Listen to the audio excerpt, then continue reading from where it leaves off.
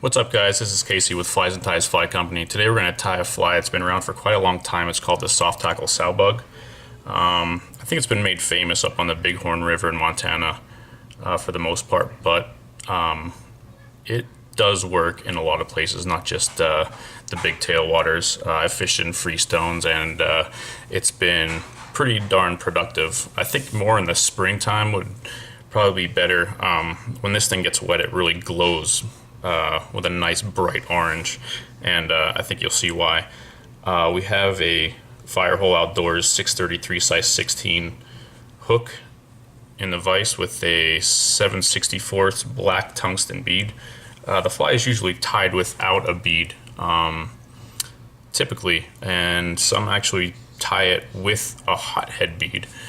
I've never tried it with a hothead bead. I've fished it this way and fished it without a bead. Both seem to be very effective, but I like to fish a dry dropper a lot, and you know, this fly you can actually use as a dry dropper with a little tungsten bead on the front here.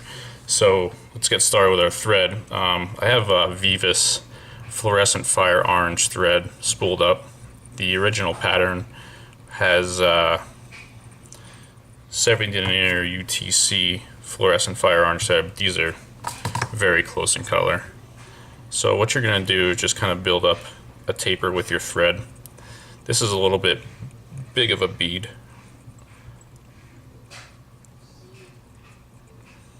For this fly, but I like to oversize just a little bit. Okay. Then our next material is hairline dubbin cinnamon caddis. This isn't really well known to a lot of people, but it dubs awesome. I love this stuff. So you're just going to make a nice thin dubbing rope on here. Nice and sparse.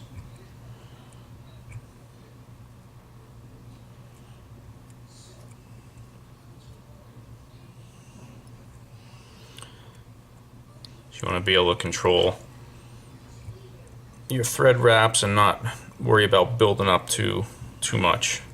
I probably stressed that in a lot of videos about dubbing. Less is definitely more with dubbing.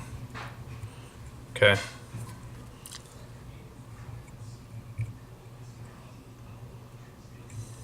Okay, see, nice and thin.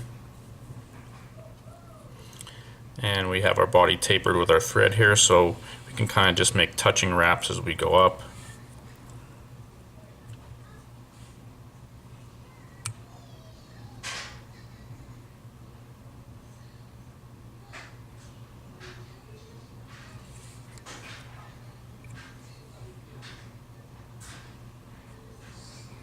Okay. Probably add just a little bit more to the head there.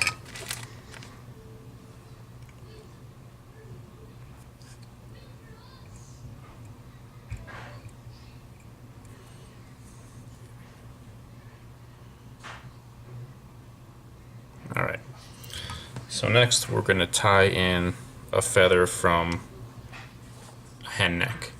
So you want your fibers to be from the stem to the tips of the fibers to be about as long as the nymph from behind the bead to the back side of the body.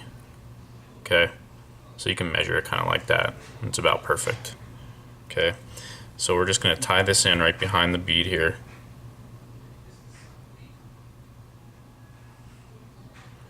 Get your stem nice and secured with a few wraps on top, and then come in front of it. And then trim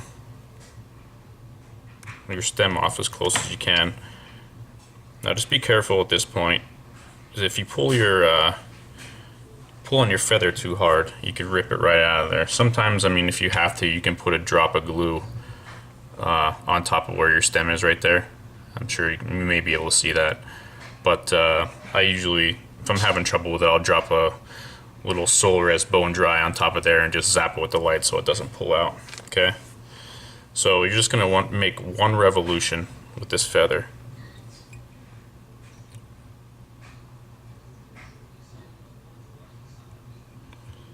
That's about good there.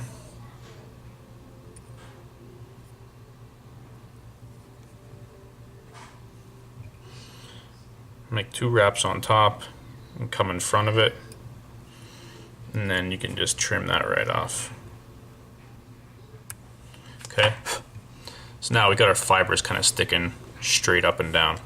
So I usually wet my fingers and just kind of push these fibers back. Push them with one hand and grab them with the other so they're all preened back. And you're just going to start to make and build up some thread wraps in front of it, so you're kind of making a dam and a little hot spot collar right there, and that's a nice trigger for those fish too as well. And like I said, once this gets wet, it really, that fluorescent fire orange thread really shows through that dubbing really nicely, and it's a sexy little bug. And at this point, we're just going to whip finish this off. We have a nice hot spot collar there. Just tighten up your knot.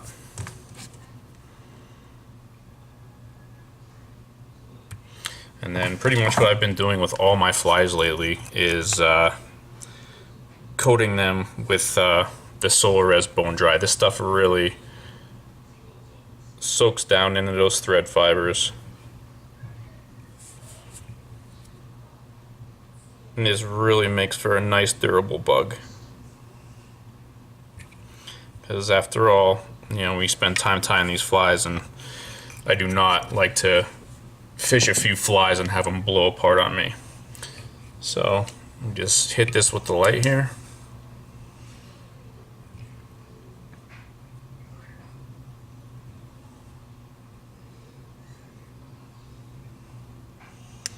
And that's it.